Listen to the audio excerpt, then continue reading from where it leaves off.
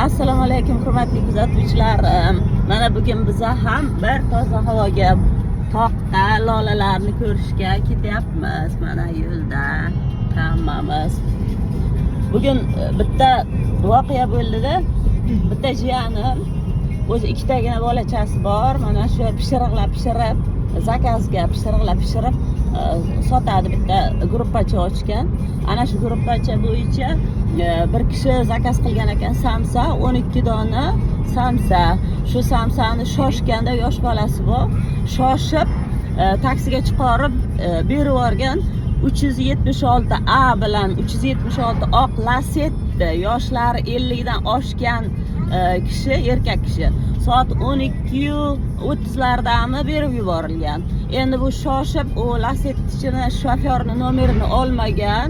O shofyor bo'ldi ishonib, u dastlabki zakaz qilgan kishining nomerini olib ketgan, lekin shu samsalarni yetkazib bermagan. Shunaqa ham qilish mumkinmi?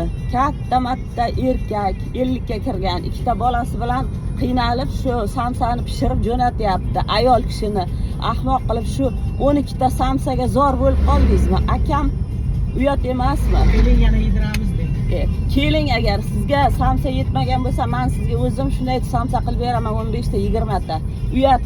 Endi sizga ishonib topshirib kelgan o'shan joyga yetkazib berish kerak edi. Yo'l kurosini olgan. Yo'l kurosini olgan, yo'l kurosini qo'liga berib jo'natib yuborgan. Iltimos, meni kuzatuvchilarim, mana shu respektni bosib, mana shuni ko'payib ketishiga bir marta yordam qilinglarki, mana shu insonni ham qulog'iga, shuni ham e'tiboriga borib tushsin, uyalib mana shunaqa ishlarni qayta qilmaslikka harakat qilsin. Lacetti. Agar Lacetti oq A bilan 376 nomerli. Rahmat, sog' bo'linglar.